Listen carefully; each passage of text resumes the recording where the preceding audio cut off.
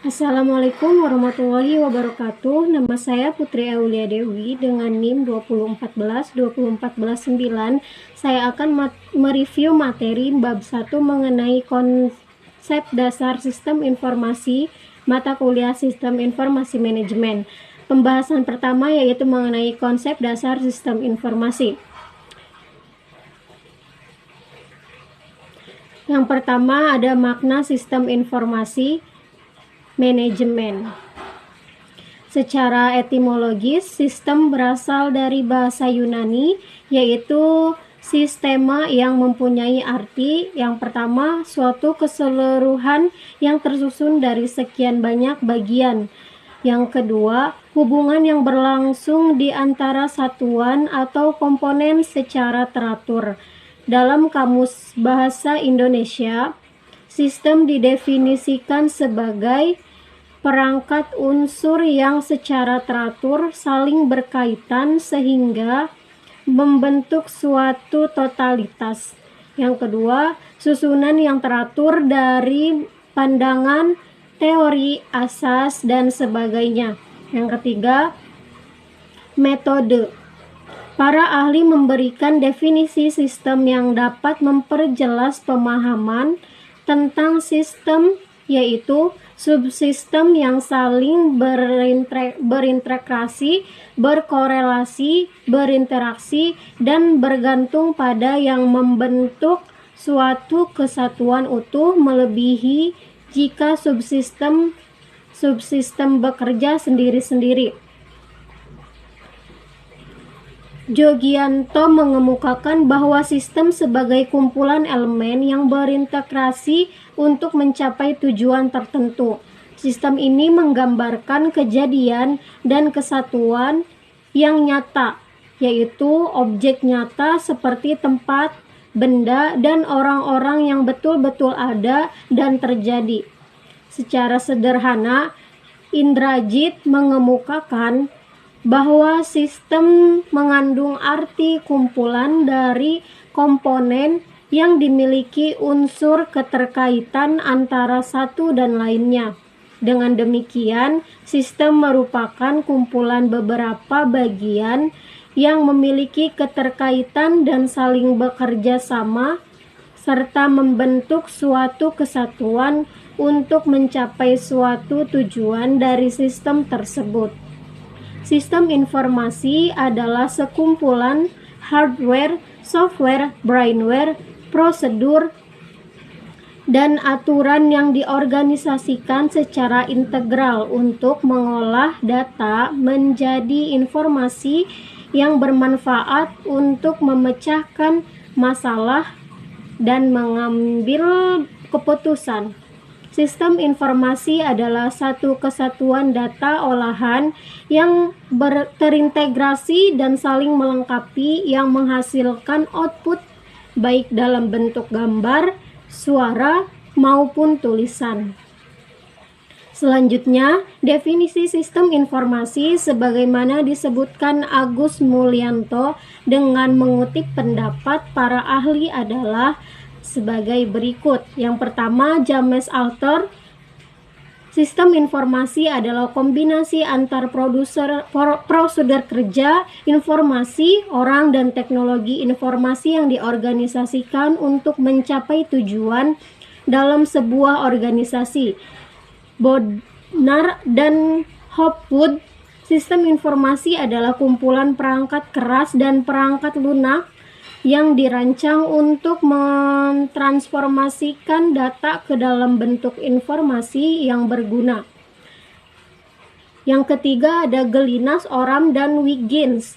Sistem informasi adalah suatu sistem buatan manusia yang secara umum terdiri atas sekumpulan komponen berbasis komputer dan manual yang dibuat untuk menghimpun, menyimpan, dan mengolah data serta menyediakan informasi keluaran kepada pemakai. Yang keempat yaitu ada Turban, MCLAN, dan Waterby. Sistem informasi adalah sistem yang mengumpulkan, memproses, menyimpan, menganalisis dan menyebarkan informasi untuk tujuan spesifik. Yang kelima ada Joseph Wilkinson yang berpendapat bahwa sistem informasi adalah kerangka kerja yang mengordinasikan sumber daya manusia, komputer untuk mengubah masukan atau input menjadi keluaran informasi guna mencapai sasaran-sasaran perusahaan. Dari beberapa definisi tersebut dapat disimpulkan bahwa sistem informasi adalah sistem yang terdiri atas kumpulan komponen sistem, yaitu software, hardware, dan brainware yang memproses informasi menjadi sebuah output yang berguna untuk mencapai tujuan tertentu dalam suatu organisasi. Yang pembahasan kedua ada sistem informasi manajemen sebagai disiplin ilmu. Atmo Sudirjo menyebutkan bahwa sistem informasi adalah setiap sesuatu yang terdiri atas objek, unsur, atau komponen yang tertata kaitan dan tertata hubungan satu sama lain sedemikian rupa sehingga unsur-unsur tersebut merupakan kesatuan pemrosesan atau pengolahan tertentu. Baskerville dan Myers menyebutkan bahwa sistem informasi manajemen yang mulai berkembang sejak tahun 1960-an sudah saatnya menjadi disiplin ilmu secara mandiri.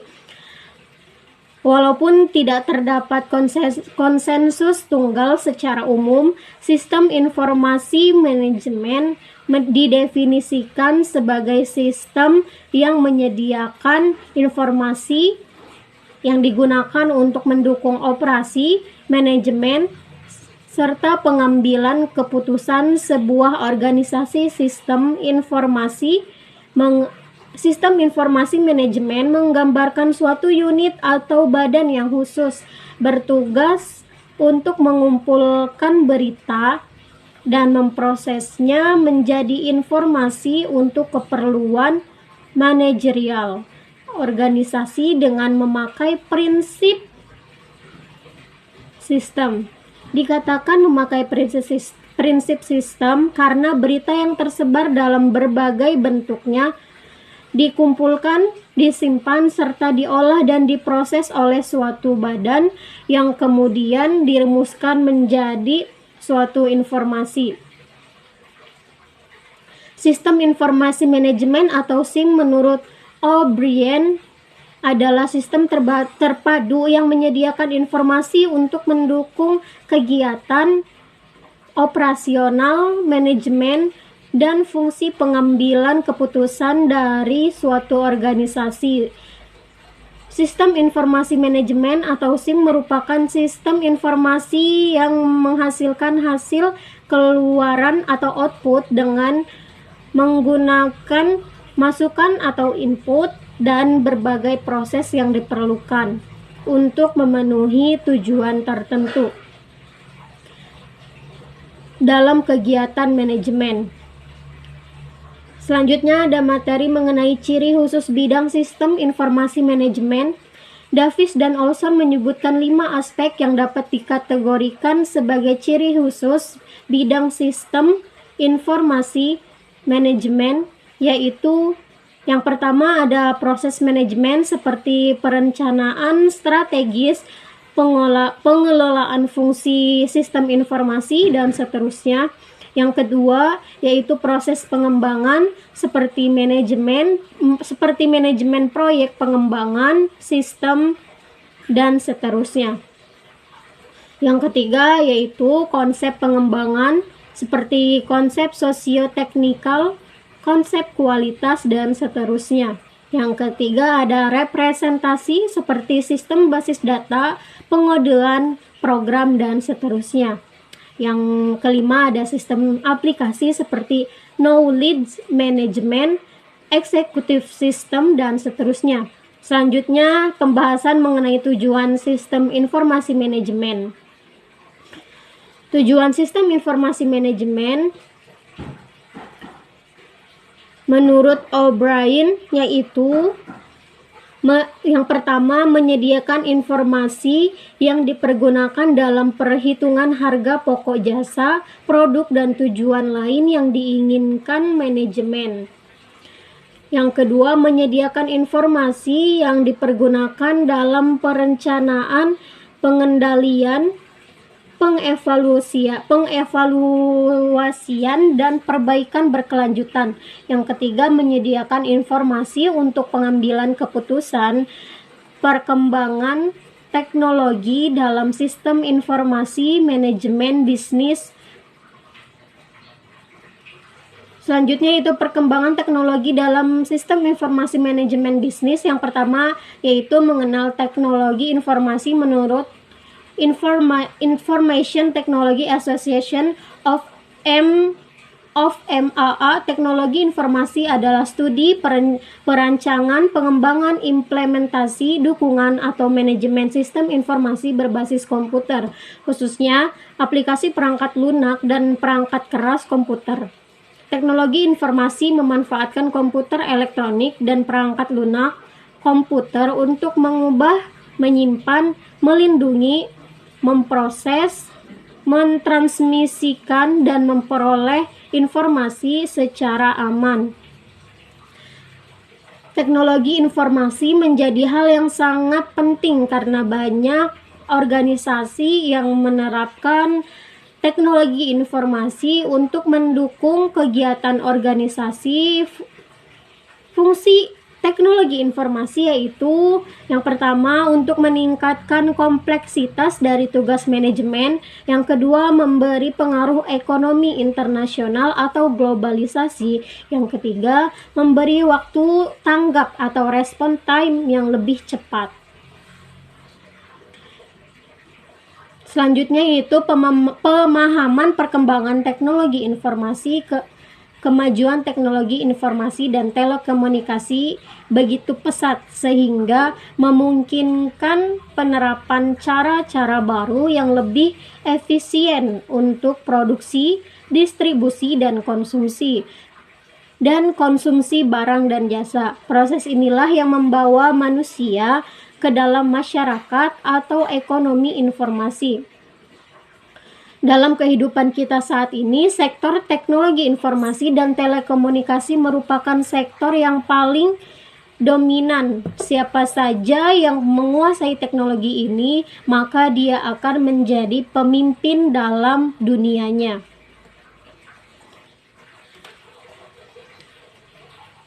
Peran yang dapat diberikan oleh aplikasi teknologi informasi adalah mendapatkan informasi untuk kehidupan pribadi seperti informasi tentang kesehatan, hobi, rekreasi, dan rohani. Selanjutnya untuk profesi seperti sains, teknologi, perdagangan, berita bisnis, dan asosiasi profesi.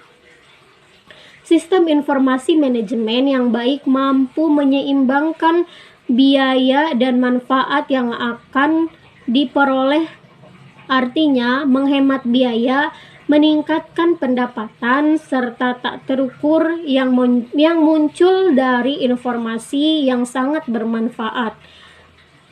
Pengembangan sistem informasi manajemen yang canggih dengan berbasis komputer memerlukan orang-orang yang mempunyai keterampilan tinggi dan berpengalaman, serta memerlukan partisipasi dari para manajer organisasi. Hal ini karena banyak organisasi yang gagal membangun sistem informasi manajemen disebabkan oleh yang pertama, kurangnya organisasi yang wajar, yang kedua, kurangnya perencanaan yang memadai, yang ketiga, kurangnya personel yang andal, yang keempat, kurangnya partisipasi manajemen dalam bentuk keikutsertaan para manajer dalam merancang sistem, mengendalikan upaya pengembangan sistem, dan memotivasi seluruh personel yang terlibat dalam sebuah sistem informasi manajemen komputer. Bukan persyaratan mutlak secara teoritis, tetapi dalam praktik Sistem informasi manajemen yang baik tidak akan ada tanpa bantuan kemampuan komputer.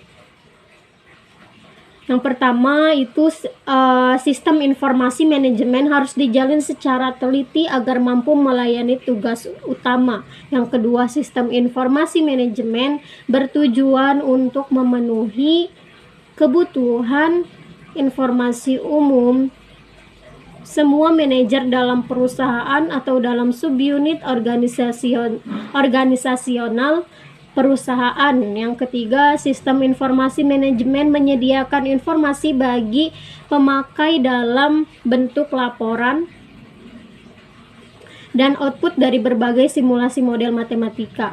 Sistem informasi manajemen bertanggung jawab dalam menyediakan informasi untuk seluruh manajer perusahaan dalam bentuk laporan berkala, laporan khusus, dan keluaran bentuk matematika. Para manajer di semua wilayah dapat menerima keluaran ini yang sebagian besar dihasilkan dari gabungan data sistem informasi akuntansi atau SIA yang ada. Yang pertama itu ada peranan teknologi media massa dalam era komunikasi global pesat. Dalam era komunikasi global pesatnya perkembangan teknologi komunikasi kadang-kadang sangat sulit untuk diikuti. Arah pengembangannya semakin jelas menuju komputer dan communication. Komponen communication termasuk di dalamnya satelit dan televisi. Pada awalnya teknologi komputer dan teknologi komunikasi berjalan sendiri-sendiri. Kemudian kedua komponen ini menjadi satu sehingga terjadilah era yang seakan-akan perkembangannya sudah tidak bisa dibendung lagi. Pada satu sisi, perkembangan ini mempermudah hubungan manusia, tetapi pada sisi lain perubahan tersebut menimbulkan dimensi perubahan yang berakibat pada perubahan struktur kelembagaan masyarakat dan perilaku serta pandangan budaya. Salah satu penyebab utama terjadinya era global yang datang lebih cepat dari dugaan semua pihak adalah perkembangan pesat teknologi informasi. Penggabungan antara teknologi komputer dengan telekomunikasi telah menghasilkan suatu revolusi di bidang sistem informasi. Data atau informasi yang pada zaman dahulu waktu berhari-hari untuk diolah sebelum dikirimkan ke dunia saat ini dapat dilakukan dalam hitungan detik.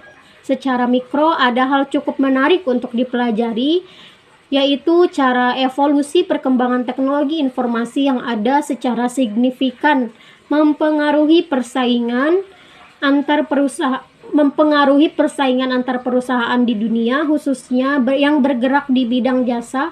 Secara garis besar, ada 4 periode perkembangan sistem informasi yang dimulai dari penemuan komputer hingga saat ini. Keempat era tersebut terjadi tidak hanya karena dipicu oleh perkembangan teknologi komputer yang sedemikian pesat, tetapi juga didukung oleh teori-teori baru mengenai manajemen perusahaan modern. Yang kedua, ada era komputerisasi. Periode ini dimulai sekitar tahun 1960-an ketika mini komputer dan mainframe diperkenalkan perusahaan seperti IBM ke dunia industri. Kemampuan menghitung yang sedemikian cepat menyebabkan banyak perusahaan yang memanfaatkan untuk keperluan pengolahan data atau data processing. Pemakaian komputer pada masa ini ditujukan untuk meningkatkan efisiensi karena mempergunakan komputer untuk pekerjaan-pekerjaan tertentu yang jauh lebih efisien dari segi waktu dan biaya. Dibandingkan dengan memperkerjakan berpuluh-puluh SDM untuk hal serupa, pada era tersebut belum terlihat suasana kompetisi yang sedemikian ketat. Jumlah perusahaan pun masih relatif sedikit. Kebanyakan dari perusahaan besar secara tidak langsung memonopoli pasar-pasar tertentu karena belum ada pesaing yang berarti. Hampir semua perusahaan besar yang bergerak di bidang infrastruktur atau listrik dan telekomunikasi dan pertambangan pada saat itu membeli komputer untuk membantu kegiatan administrasinya sehari-hari. Keperluan organisasi yang paling banyak menyita waktu komputer pada saat itu adalah untuk administrasi back office, terutama yang berhubungan dengan akuntansi dan keuangan. Adapun kemampuan mainframe untuk melakukan perhitungan rumit juga dimanfaatkan perusahaan untuk membantu menyelesaikan problem teknis operasional seperti simulasi-simulasi perhitungan pada industri pertambangan dan manufaktur. Selanjutnya yaitu ada era teknologi informasi. Kemajuan teknologi digital yang dipadu dengan telekomunikasi telah membawa komputer memasuki masa-masa revolusinya.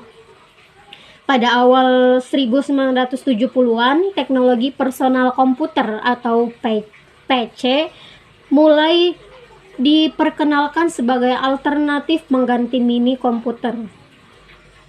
Pada masa ini, kegunaan komputer di perusahaan tidak hanya untuk meningkatkan efisiensi, tetapi juga mendukung terjadinya proses kerja yang lebih efektif.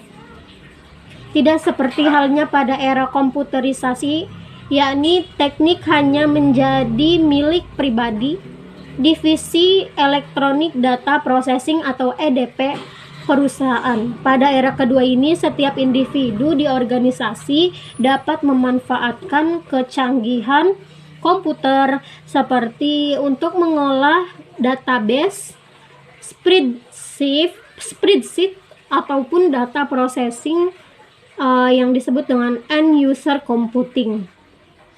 Pemakaian komputer di kalangan perusahaan semakin marak. Pada era inilah komputer memasuki babak barunya, yaitu sebagai fasilitas yang dapat memberikan keuntungan kompetitif bagi perusahaan, terutama yang bergerak di bidang pelayanan atau jasa.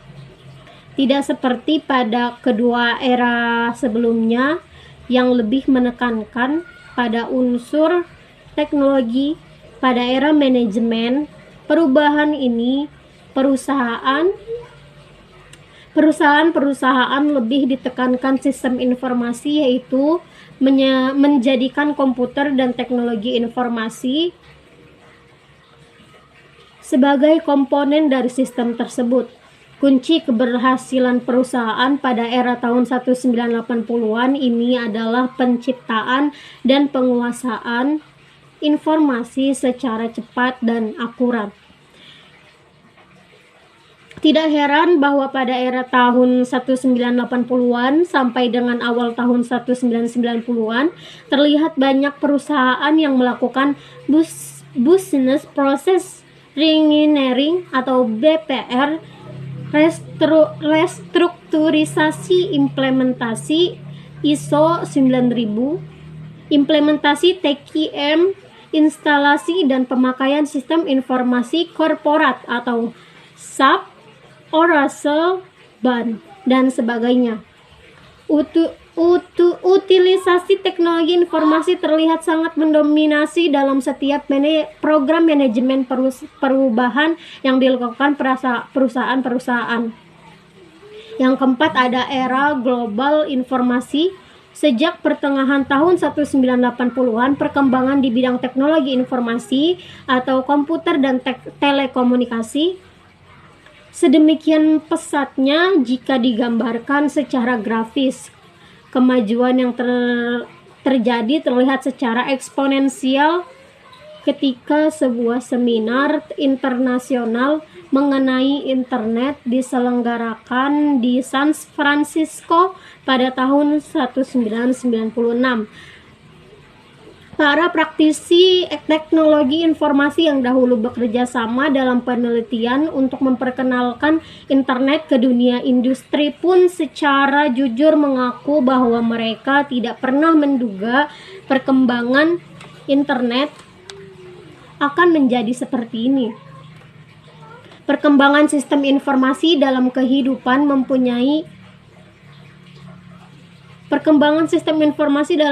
manusia seiring dengan peradaban manusia sampai akhirnya mengenal istilah teknologi informasi atau information technology. Teknologi informasi merupakan gabungan antara teknologi perangkat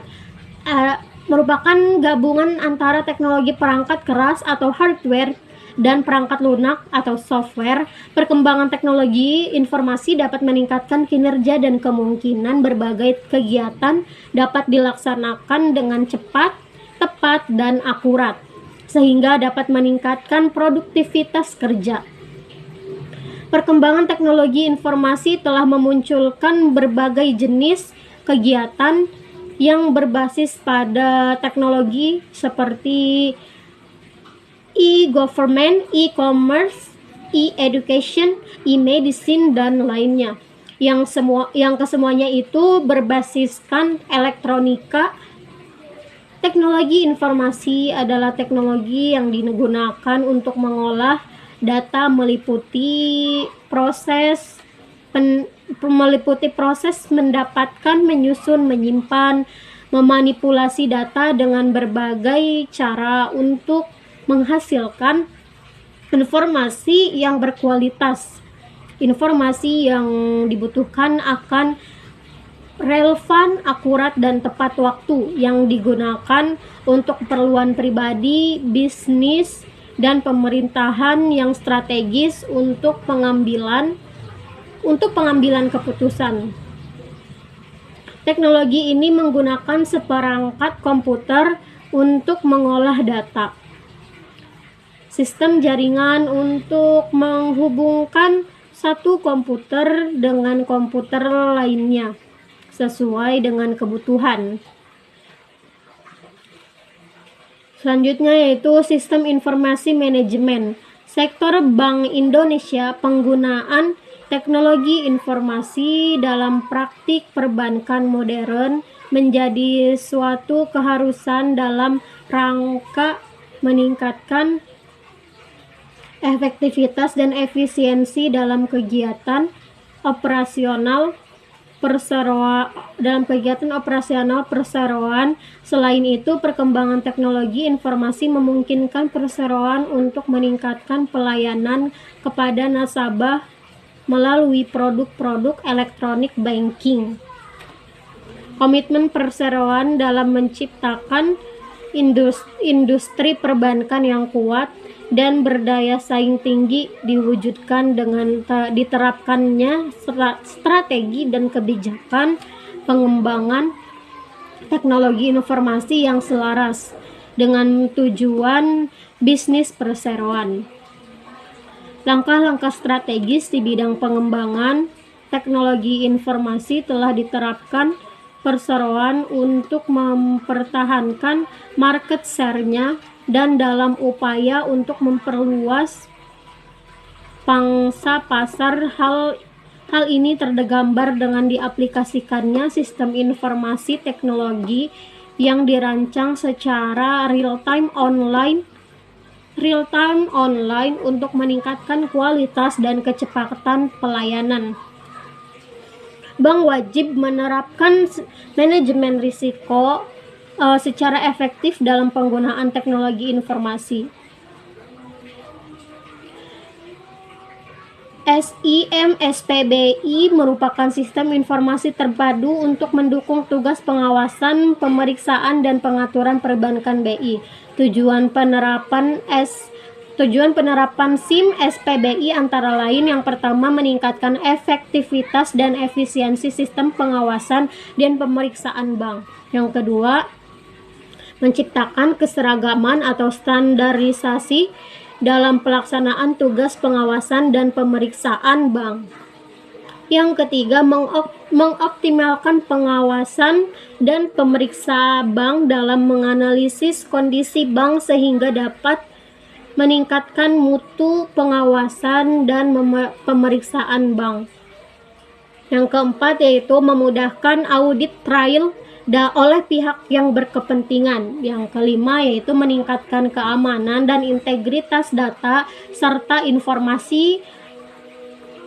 SIM SPBI terdiri atas 3 subsistem. Yang pertama yaitu Sistem Informasi Manajemen Pengawasan atau SIMWAS, merupakan sistem informasi untuk meningkatkan efektivitas dan efisiensi tugas-tugas pengawasan, pemeriksaan, dan penelitian bank umum. Melalui SIMWAS, pengawas bank akan mampu mengoptimalkan kegiatan analisis dan memperoleh informasi mengenai kondisi keuangan bank atau termasuk tingkat kesehatan bank dan profil risiko secara tepat. Modul-modul yang tersedia antara lain modul data pokok bank dan modul fit and proper test atau FPT. Yang kedua yaitu sistem informasi bank dalam investigasi SIBADI.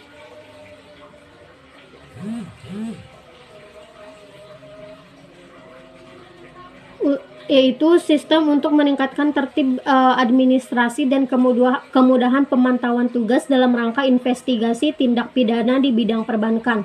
Melalui SIBADI dapat dilakukan pemantauan terhadap perkembangan investigasi atas dugaan tindak pidana yang dilakukan oleh suatu bank sejak laporan penyimpangan diterima, jadwal investigasi, langkah-langkah yang telah dilakukan sampai dengan hasil akhir investigasi dimaksud. Yang ketiga ada data mart. Data pokok bank menyediakan informasi yang berkaitan dengan kelembagaan, kepemilikan, dan kepengurusan. Operasional dan strategi pengawasan yang diterapkan pada suatu bank sehingga diharapkan dapat mengoptimalkan informasi dalam rangka pengawasan dan pembinaan bank. Sistem informasi debitur atau SID adalah sistem yang menyediakan informasi mengenai debitur baik perseorangan maupun badan usaha yang diolah berdasarkan laporan penyediaan dana yang diterima Bank Indonesia dari pelapor. Sistem informasi debitur atau SID dikembangkan dengan tujuan berikut. Bagian pemberi kredit yang pertama yaitu membantu dalam mempercepat proses analisis dan pengambilan keputusan pemberian kredit. Yang kedua, mengurangi ketergantungan pemberian kredit kepada agunan konvensional. Pemberi kredit dapat menilai reputasi kredit calon debitur sebagai pengganti pelengkap agunan. Adapun bagi penerima kredit antara lain yang pertama mempercepat waktu yang dibutuhkan untuk memperoleh persetujuan kredit.